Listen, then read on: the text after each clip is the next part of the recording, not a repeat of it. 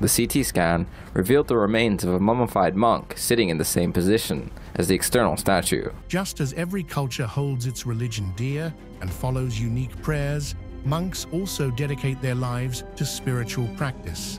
These monks are deeply committed to their faith, immersing themselves in meditation and rituals. Their devotion is a profound expression of their beliefs, and they play a crucial role in preserving and passing on their spiritual traditions. Through their disciplined practices, they seek to connect with higher truths and guide others on their spiritual journeys. In this video, let's have a detailed look at some of the world's most mysterious and oldest known monks. Number 1. Unbelievable monk living under snow. In Mount Kailash, Himalayas.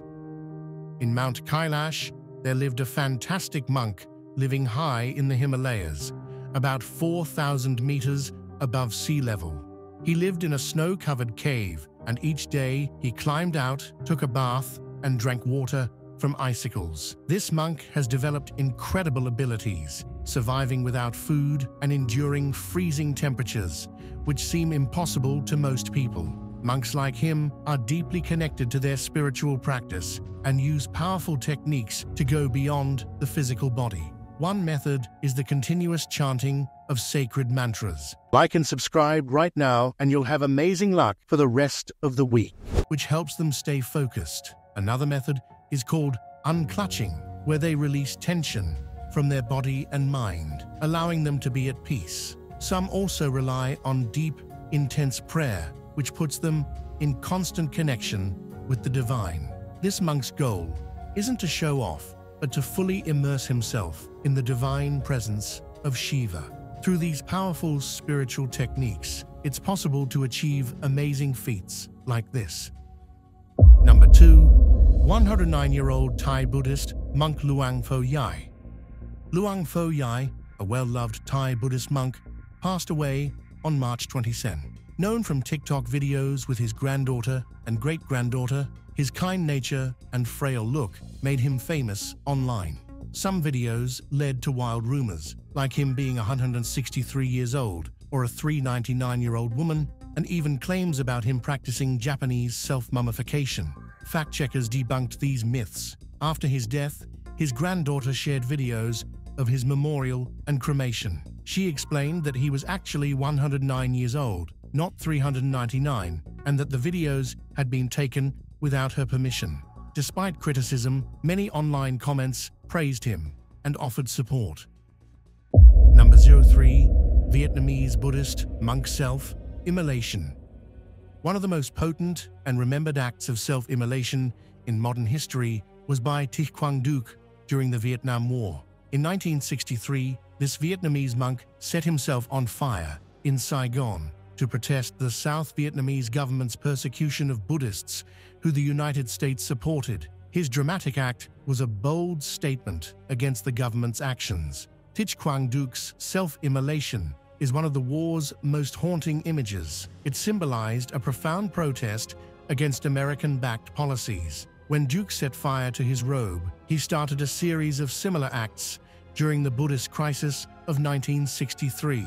His sacrifice was done with the reluctant approval of his church, which later viewed him as a bodhisattva, a being who seeks to help others achieve enlightenment. Number 4. 200-year-old Buddhist monk is still meditating. A mummified monk found in Mongolia may not actually be dead, but might be in a deep meditative state, according to a Buddhist monk. The 200-year-old body was discovered wrapped in animal hide in Ulaanbaatar. Forensic tests are being conducted, and experts believe the monk might have been a Lama, a Tibetan Buddhism teacher. The monk was found sitting in a lotus position, with his left hand open and his right hand holding a symbolic preaching gesture. This position suggests he might be in a particular meditative state called Tukdam, which is a state of deep meditation after death. There's speculation that this monk could be linked to Lama Dashi Dorjo Itigilov from Buryatia. Itigilov, who died in 1927 while meditating, was later exhumed and found remarkably well preserved. The same might be true for this newly discovered monk, possibly due to natural preservation methods or a unique embalming process. Number 5. Mummified monk found inside 1,000-year-old Buddha statue. A nearly 1,000-year-old Chinese Buddha statue was recently discovered to contain the mummified remains of a monk. The statue, which was on display at the Drents Museum in the Netherlands, hid the mummy of Liu Quan, a Buddhist master from around the year 1100. This is the first time a Chinese Buddhist mummy has been studied in the West. The Buddha statue, decorated in gold-painted papier-mâché, was part of a mummy exhibition featuring 60 mummies from around the world. The mummy was found in 1996 during the statue's restoration in the Netherlands. Researchers used advanced medical technology to study the mummy and conducted deoxyribonucleic acid tests on the bone samples. The findings will be published in a future report. The practice of self-mummification, which involved extreme meditation, fasting, dehydration, and poisoning, was meant to achieve spiritual enlightenment. It was common in Buddhist traditions in China and Japan, but was banned in the 19th century. Number 6. Floating Buddhist monk woman, Thailand. Thailand, Kanchanaburi revealed a remarkable spectacle at a famous temple. Women who could levitate. Women use their meditation skills to float in water, a display intended to showcase their spiritual achievements. Such demonstrations, however, made everyone understand. Floating in water seemed disconnected from the more profound principles of meditation and enlightenment. This curiosity led to the discovery that visitors could pay to watch these floating feats, with extra charges for filming. The fascination with levitation reminded me of an old Buddhist story. In ancient times, a wealthy merchant offered a prized sandalwood bowl to any monk who could retrieve it from a high pole.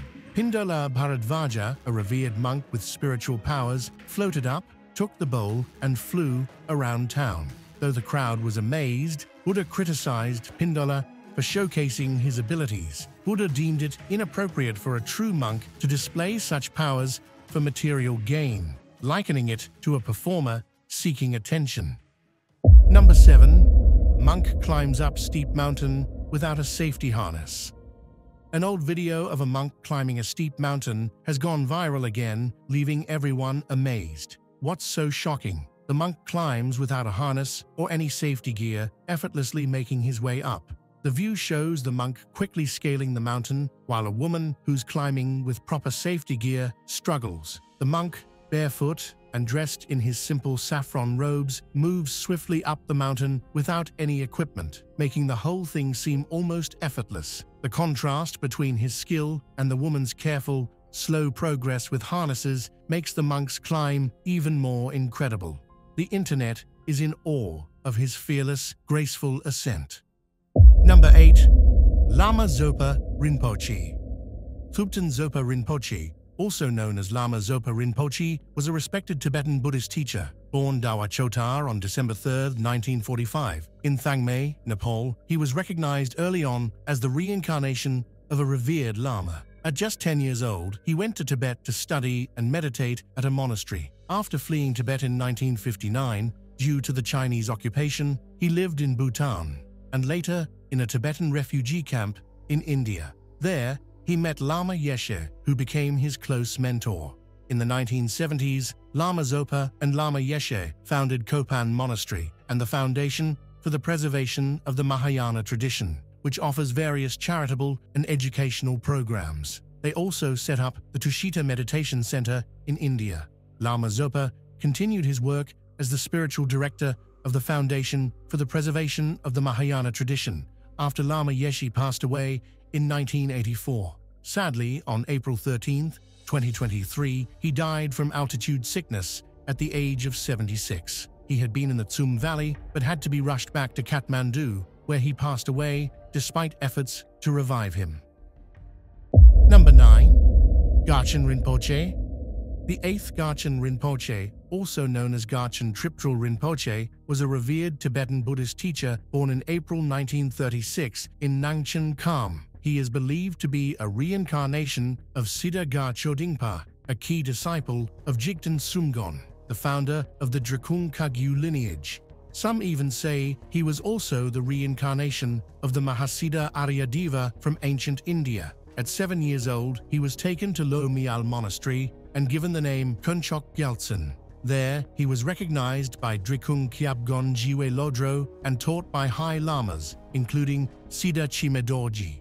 At 19, he began a 3-year meditation retreat, but it was cut short by the Cultural Revolution in China. When he was 22, Gan Rinpoche was imprisoned by the Chinese and spent 20 years in a labor camp. During this time, he met Khenpo Munsel, a Nyingma master who became his root guru. Despite the harsh conditions, Gan Rinpoche practiced secretly and gained deep wisdom. Released in 1979, he dedicated himself to rebuilding Drikung Kagyu monasteries, restoring Buddhist teachings, and setting up schools in eastern Tibet. He began teaching in North America in 1997, sharing the profound teachings of his lineage. His life is a testament to his unwavering dedication to his faith and people.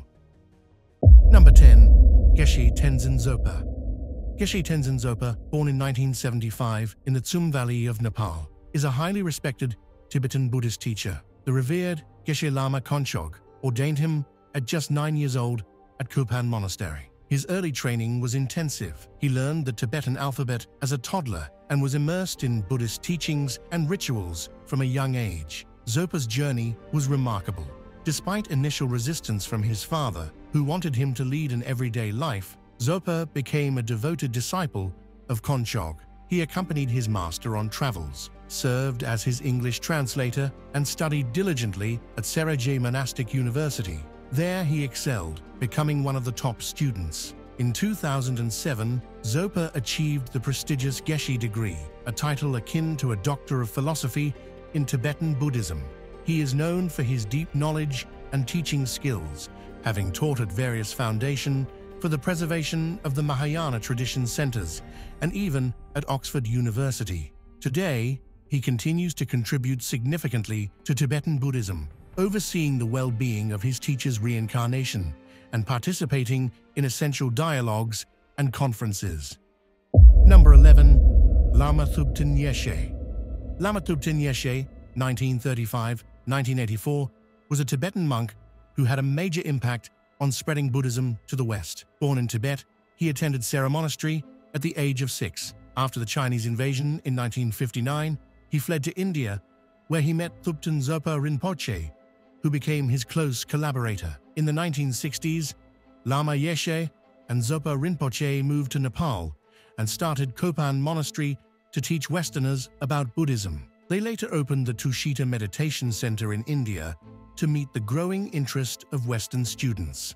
Lama Yeshe's unconventional teaching style faced some criticism, but he continued to share his knowledge widely. By 1974, he was traveling the world, helping to establish the foundation for the preservation of the Mahayana tradition, FPMT. He passed away in 1984, but was reborn as Ocel Hita Torres in Spain in 1985, recognized by the Dalai Lama as his new incarnation. Number 12. Hemis Monastery Monks. Hemis Monastery is a stunning Buddhist monastery located in Ladakh, India, along the Indus River. Founded in 1672 by King Sengye Namgyal, it's known for its annual Hemis Festival, which celebrates Padmasambhava every June. Before it was re-established, Hemis Monastery existed long before the 11th century. In 1894, a Russian journalist named Nicholas Notovich claimed to have discovered a mysterious gospel there, suggesting Jesus traveled to India during his lost years. However, many historians believe Notovich made up the story. Despite this, Hemis remains a significant center in Ladakh, housing over 1,000 monks and more than 200 branches. It's famous for its wealth, including a copper Buddha statue, golden and silver stupas, and sacred thankas. Founded by Tsangpa Gyare Yeshe Dorje in the 13th century and revived in the 17th century, Hemis is a crucial site of the Drukpa lineage of Mahayana Buddhism. Number 13. Shaolin Monks. Shaolin Kung Fu, also known as Shaolin Wushu or Shaolin Quan, is the most famous style of Kung Fu. It blends Zen philosophy with martial arts and was developed over 1500 years ago at the Shaolin Temple in Henan, China. The saying, Shaolin Kung Fu is the best under heaven, highlights its top status in martial arts. While all martial arts under heaven originated from Shaolin, underscores its influence.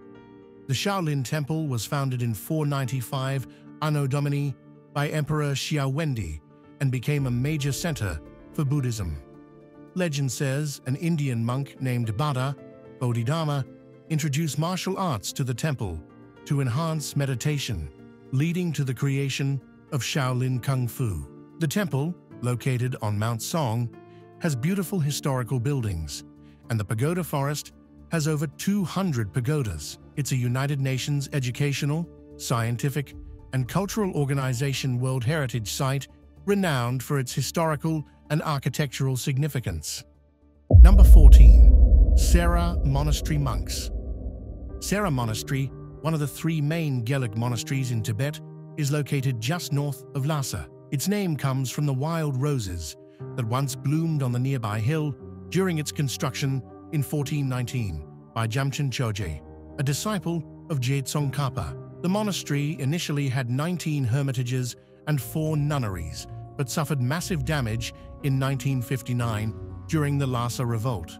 Many monks were killed, and the monastery's colleges were destroyed. After fleeing to India, surviving monks rebuilt the monastery in Bilakupa, Mysore, with the help of the Indian government. The new Sera Monastery, with Sera Mi and Sera J colleges, now houses over 3,000 monks, open to anyone aged 7 or older. Regardless of background, Sera Monastery has become a growing center for Buddhist teaching. Hundreds of new monks join every year, including many from Tibet and other parts of the world, continuing the monastery's legacy of spreading Buddhist knowledge globally. Number 15. Drepung Monastery Monks. Drepung Monastery, also known as the Rice Heap Monastery, is one of Tibet's 3 great Gelug University monasteries, along with Ganden and Sera. Located at the base of Mount Gefel, just 5 kilometers from Lhasa, it was once the largest monastery in the world. In the 1930s, it housed over 7,700 monks, and sometimes as many as 10,000. Drepung is famous for its deep study and practice of Tibetan Buddhism, even earning the nickname the Second Nalanda University, a reference to the great Indian center of learning. However, since the 1950s, the monastery has lost much of its spiritual independence, as Chinese authorities closely monitor it. In response, Drepung Monastery, along with Ganden and Sera, was re-established in Karnataka, India, after many monks fled Tibet. Today, Drepung Gomang Monastic University remains a respected center for Tibetan Buddhist learning and practice, continuing the monastery's ancient traditions in exile. Number 16. Drikung Kyabgon Chetsang. Drikung Kyabgon Chetsang, born Konchog Tenzin Kunzang, Trinlilundrup in 1946, came from the Tsarong family, an influential and noble family in Lhasa. His birth, on the day of Buddha's first teaching, was marked by unique signs. His grandfather, Dasang Damdul Tsarong, was close to the 13th Dalai Lama and held high positions in Tibet. His father, Dundul Namgyal Tsarong, also served the Tibetan government and later worked in exile with the Dalai Lama. After the previous Drikung Kyabgon's passing, searches began for his reincarnation.